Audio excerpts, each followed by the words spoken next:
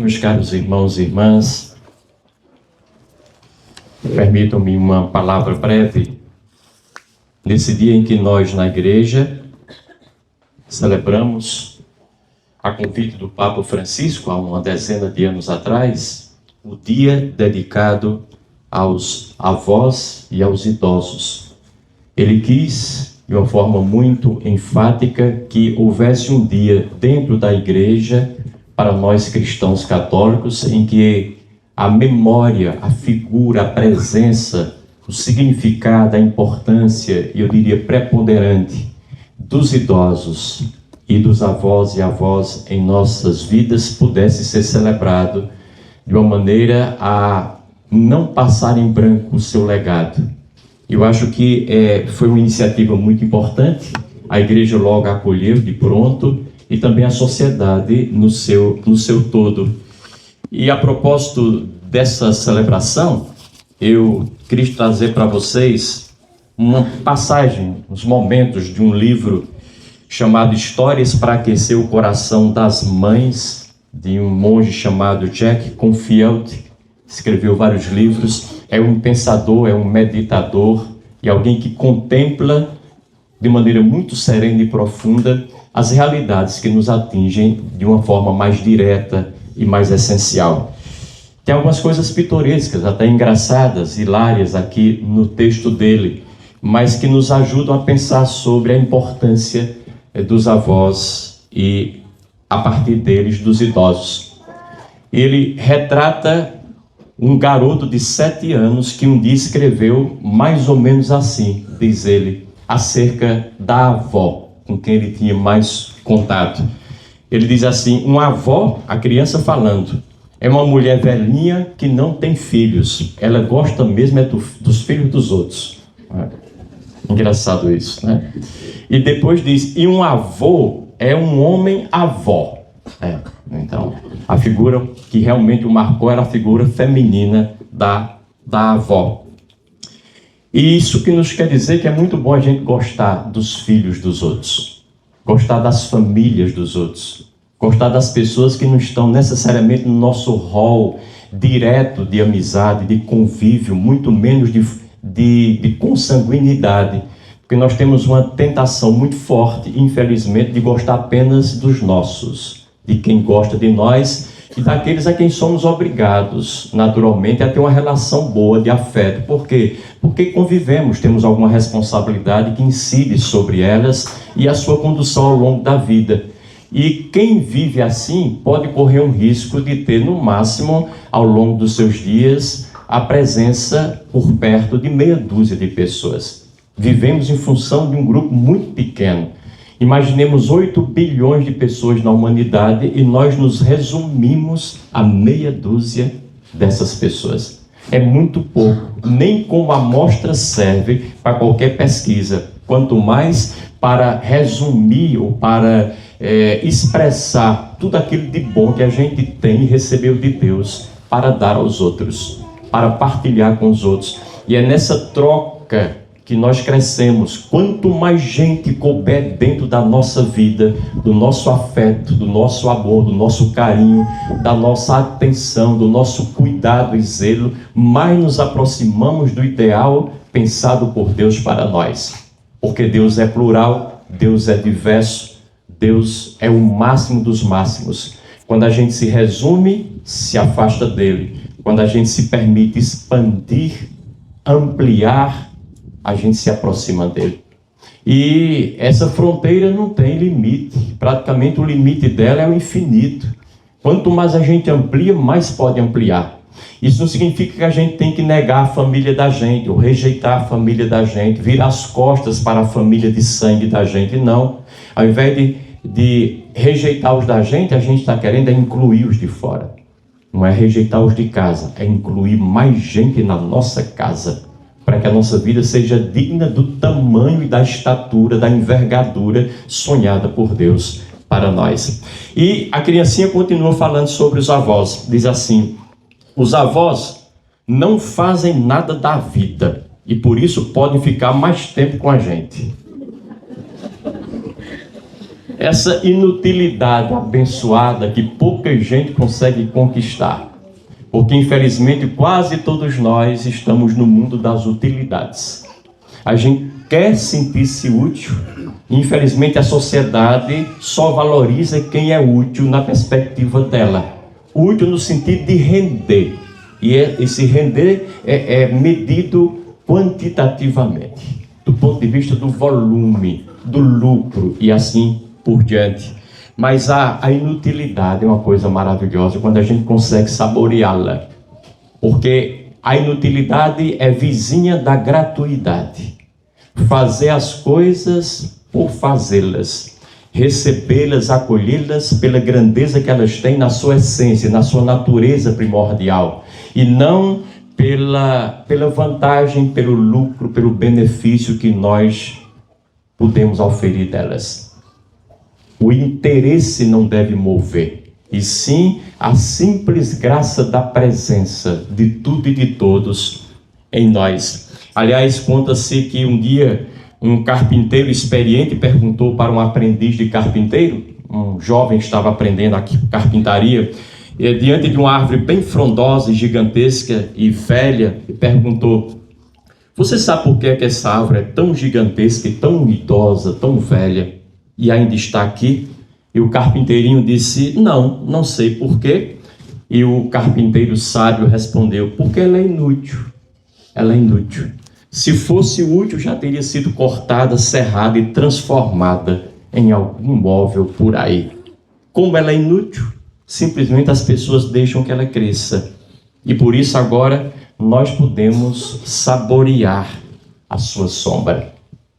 A inutilidade da sombra ao mundo, a gratuidade da sombra ao mundo, cria um espaço confortável que nos tira dessa tensão e dessa necessidade permanente, constante, da gente produzir sempre alguma coisa para mostrar que é gente. Ter sempre o like de alguém, a curtida de alguém, para a gente somar e dizer: agora eu existo, porque estão me valorizando. O mundo da gratuidade, para quem conquista, é uma maravilha. Você já não quer dar satisfação a ninguém da sua vida, quer simplesmente vivê-la plenamente. E quando a gente entra nessa de viver plenamente, gratuita e inutilmente a vida, aí a vida desabrocha para valer. E tudo aquilo de bom que a gente queria na relação com os outros começa a desabrochar também de forma espontânea. Porque nós não conseguimos que aparecesse quando forçamos a barra para tal. A gratuidade é tudo.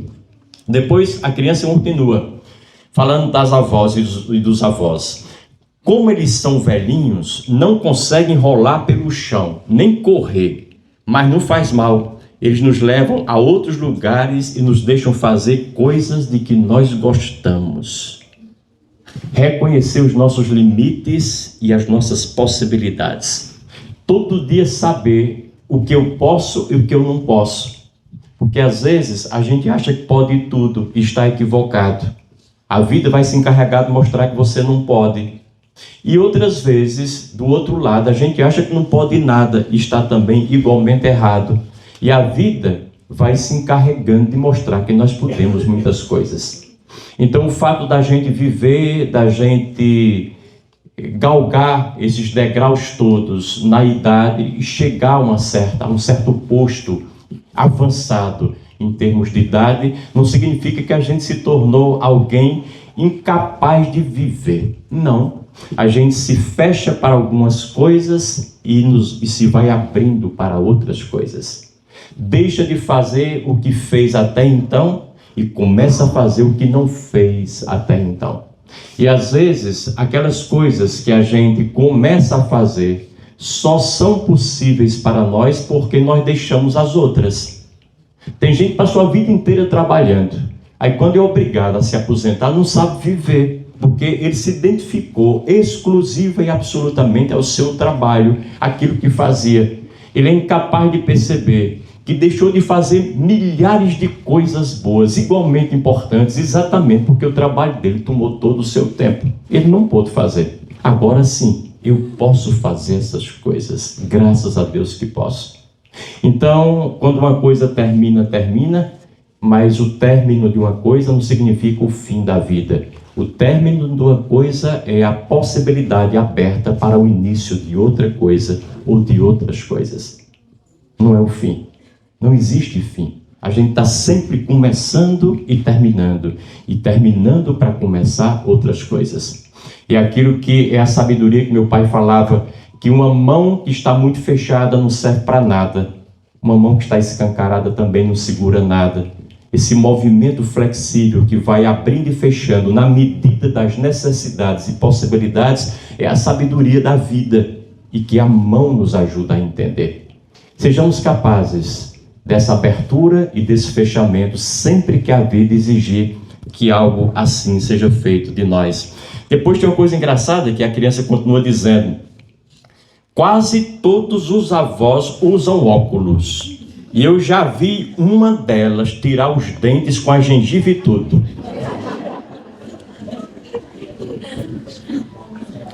Na casa delas tem sempre um vidro de bombons e uma lata cheia de doces. Coisas que as crianças percebem. Ou seja, a arte de acolher e de agradar, oferecendo alguma coisa para os outros. Tem um amigo que dizia assim: eu sempre ando com alguma coisa comigo, ou nos bolsos, ou no carro, alguma coisa que eu possa dar de mim mesmo para alguém. Quando é uma criança, tá, é fácil agradar, porque eu não me esqueci desse detalhe de andar com alguma coisa para lhe oferecer. Pode ser alguma coisa, uma palavra, pode ser um sorriso, pode ser um tchau, um aceno, um abraço, não importa o que, mas eu preciso dar alguma coisa de mim quando me encontro com as pessoas. Eu brincava um dia, uma senhora disse: padre, o senhor é sempre muito cheiroso, não é? E eu brincava dizendo assim: não, primeiro o povo já não gosta muito de padre. Um padre que cheire mal já é complicado. Aí é que afasta mesmo. E depois outra coisa. Lembrem-se daquela música, aquela canção antiga: fica sempre um pouco de perfume nas mãos que oferecem rosas, nas mãos que sabem ser generosas. Se eu acordar um dia e não tiver muita coisa para dar de mim, porque às vezes a gente não está muito com a cabeça boa, às vezes a gente não vê muitas pessoas, às vezes a gente está cheio da gente mesmo, não consegue interagir de uma forma a que as pessoas recebam aquilo que esperavam receber de nós. Tem dias assim na vida de todo mundo. Se um dia desse eu acordar desse jeito, pelo menos o meu perfume eu posso oferecer. Não é nada, mas talvez seja um cheiro bom. E é bom que a gente cheire coisas boas. Sentir um cheiro bom de uma comida boa que nos leva lá para a infância da gente e que nos faz fazer memória de um tempo maravilhoso é algo excepcional. É um grande presente. Pequenininhas coisas que se convertem na somatória de tudo em grandes coisas, em grandes oportunidades. Depois, elas contam histórias do nosso pai, da nossa mãe, quando eles eram pequenos, histórias da Bíblia, histórias de uns livros bem velhos, com as figuras lindas. Os idosos preservam a memória da família, não deixam que os acontecimentos importantes fiquem esquecidos. Então, ensinar a olhar para o passado, para se perceber melhor o presente e para se preparar o futuro. Essa é uma tarefa dos avós, das avós, dos idosos, de quem já tem uma certa idade, que está um pouco à frente. É fazer com que as crianças, as gerações vindouras, não criem aquela fantasia que infelizmente existe hoje no mundo da tecnologia, do imediatismo, do pragmatismo, a fantasia de que a vida começou agora com eles, de que o mundo iniciou com eles. Não. A vida começou há muito tempo, muita gente viveu antes de vocês.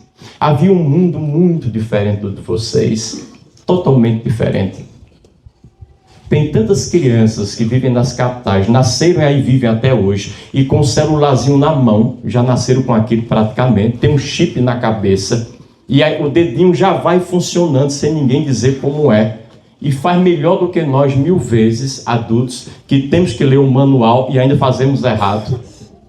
Essas crianças têm delas que talvez pensem que o frango ele já nasce assado. Não conhece um frango ali. A ave não conhece os animais. E é por isso que nós, gerações mais adiantadas no tempo e no espaço, temos essa obrigação de trazer essas gerações para aquilo que a vida é, na sua natural expressão, naturalmente falando. Depois, eles nunca dizem, depressa, já para a cama, se não fizer logo vai ficar de castigo. Os avós não devem interferir na educação direta nem na disciplina dos seus netos, evitando conflitos com os pais, porque essa é uma tarefa exclusiva dos pais, que é diferente da tarefa dos avós. Aprender a dar conta daquilo que é da nossa conta. Deixe aos pais a missão deles e faça a sua tarefa, que é totalmente sua, é exclusiva. Tem um espaço para ambas as tarefas. Não entremos no campo dos outros. Aliás, circulava um vídeo na internet, já faz algum tempo, eu não o vi mais, de um avô falando assim, minha filha está reclamando que eu faço os gostos do filho dela, do meu neto, mas eu faço. E eu minto também. Quando diz, papai, o senhor deu doce? Não dei de jeito nenhum. Tal. Eu minto, mas eu faço o gosto das crianças. Eu sei o que é ser avô e avó quando eu comecei a adotar uma criancinha, adotar uma vez ou outra por mês, passar 2, 3 dias lá em casa e ela se afeiçoa a gente também, e aí brinco e levo para um lugar, para outro. Não é nada minha criança, é neta de outro avô, de um amigo. Entretanto, eu comecei a perceber o sentimento de um avô. Por que um avô e uma avó não conseguem dizer não para um neto? Eu percebi. Porque eu não sou nada e não consigo, entendeu? É um trabalho infernal dentro de mim para poder driblar a mim mesmo naquele desejo de disciplina. Deixe a disciplina para os pais, não interfira nisso de forma alguma. Se puder reforçar o trabalho dos pais, a importância do que eles querem para o seu neto, reforcem na cabeça deles e no coração. Olha, o avô está fazendo isso, a avó, mas isso aqui eu posso fazer. Seu pai e sua mãe querem outra coisa de você e é bom que eles queiram. É justo que eles queiram. Atenda os seus pais, tá bem? Como a presença dos avós não é constante como a presença dos pais, isso em geral, às vezes mas é uma regra excepcional, então isso não é problema. Só excepcionalmente a gente quebra alguma coisa que era disciplina imposta pelos pais. Só excepcionalmente. Depois, os avós nunca falam com a gente como se a gente fosse umas criancinhas bobas. Nem apertam o nosso queixo e bochecha dizendo que gracinha, como fazem algumas visitas. A criança já está expressando o que ela gosta, o que ela não gosta. Às vezes nós tratamos as crianças como pessoas bobinhas e elas de bobas não têm absolutamente nada. Muitas vezes são muito mais espertas do que nós, que já temos muitos conhecimentos e muita estrada andada. E às vezes os pais e os avós de hoje somos chamados não só a ensinar, mas a aprender com os filhos e netos. As coisas estão se invertendo e quando estamos no páreo a páreo, numa convivência fraterna, sobre o mesmo teto, vamos começando a aprender com eles, porque eles já têm muita coisa para nos ensinar. E não é só a nível de tecnologia, não. Hoje uma criancinha com 2 anos tem alguma coisa para dizer aos seus pais e aos seus avós, da sua própria experiência de vida. E nós temos que ser abertos para esse aprendizado. E é nesse sentido que a interação entre as gerações vai funcionar como um acréscimo, uma mais-valia trazida para os mais velhos e igualmente para os mais novos. O colo dos avós é quente e fofinho, bom para a gente sentar quando está triste. Como é o nosso colo? Isso é uma coisa importante. Como é a nossa presença? É agradável aos outros? Traz favorecimento aos outros? Ajuda os outros? Permite aos outros gostar de encontrar-nos e querer repetir esse encontro? Porque às vezes a gente é intragável. Às vezes nós somos assim. É possível que dentre nós haja pessoas que quando alguém nos avista por aí, se puder entrar na primeira porta para não se encontrar, não chegar mais perto, faz isso. Aquela pessoa que quando eu pergunto assim, e aí, tá tudo bem? Mais ou menos. Ela vai contar qual é o menos. E você está bem de saúde e vai contar todas as doenças desde que nasceu até aquele momento. Tem gente que é desagradável e poderia não ser. Por que eu vou contar minha doença? Porque quem me perguntou já tem as dele.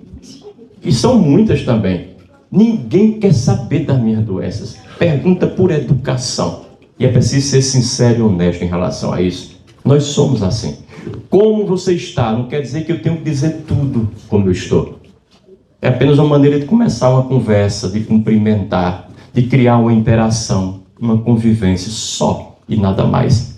Em 30 segundos a gente resolve essa parada. Não precisamos gastar nada além disso. Estou muito bem, graças a Deus. E você, vejo que está bem. Um abraço, tudo de bom. Foi um prazer revê-lo. Oh, que encontro maravilhoso. Ninguém gastou tempo, mas foi um tempo precioso de 30 segundos que dá vontade da gente se encontrar outra vez. Naquele dia a gente não pôde nem conversar, foi tão rápido, foi tão bom lhe ver e a gente quer repetir. Torna-se um encontro memorável. E é bom que isso aconteça também, que o nosso colo seja um bom colo. Depois, quando eu saio com meus pais, diz a criança, minha avó costuma ficar em casa sozinha, mas ela nunca reclama e nem chora. Olha só a importância. Aprender a aceitar a solidão e não ter que acompanhar sempre a família para onde a família toda vai. Quem faz isso concede à sua família permissão para viver a sua vida própria. Afinal, os avós, os mais velhos, já tiveram os seus dias de passeio.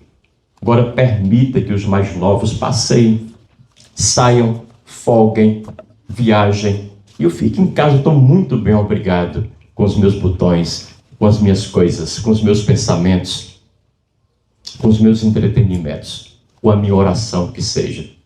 Então a gente libertar os outros da gente, não criar uma dependência patológica, às vezes é doentia. Não vá, eu não posso ir, que pena, tá? Eu gostaria de ir com você. E a gente vai amarrando a pessoa sentimentalmente, criando uma dependência que poderia não existir, porque ela é totalmente desnecessária. Deixe as pessoas livres para fazerem aquilo que elas com 14, com 25, com 45 podem. E eu já não posso com os meus 80. Mas está tudo bem. Está tudo no seu lugar. Tem nada fora do lugar. A solidão é necessária. E todo mundo, se não morrer antes, vai viver essa experiência. De ter que estar consigo próprio. Então é bom que a gente, desde já, as gerações mais jovens, aprenda a construir as suas memórias, boas memórias, com boas atitudes, porque nós vamos precisar delas lá na frente. Às vezes eu vou ali no abrigo, às vezes, desde sempre, vou lá há mais de 30 anos, e eu olho as idosas ali, fico ali contemplando, uma a uma. Algumas delas numa cadeira de roda já há anos, a outra numa cama, mas muitas delas ainda conscientes. Porém, não podem se mover em nada, só o pescoço e vá lá, comendo a papinha que as pessoas colocam na boca. Então ali há 10, 15 anos daquele jeito, cabeça no lugar. Eu fico imaginando se essas senhoras que estão aí há tantos anos numa cadeira ou numa cama, debilitadas, impossibilitadas de se mover para lá e para cá, se elas não tiverem uma boa memória a que recorrer, não tiverem um pensamento que as leve a um passado bom e generoso que elas viveram, elas estão perdidas. E a pergunta é, nós estamos construindo boas memórias? Um dia nós só teremos as nossas memórias. Se a construção delas estiver comprometida de alguma forma agora, elas não vão existir quando nós precisarmos desse único recurso que a vida nos vai possibilitar. Construamos a nossa memória, o nosso futuro, fazendo coisas boas já aqui e agora, para que chegando lá na frente a gente possa olhar para trás e com muita dignidade dizer, valeu a pena. E se eu tivesse que começar tudo de novo, eu faria tudo como eu fiz. Esse é a conquista dos justos, é a conquista dos sábios, que nós não estejamos longe dela. Louvado seja o nosso Senhor Jesus Cristo.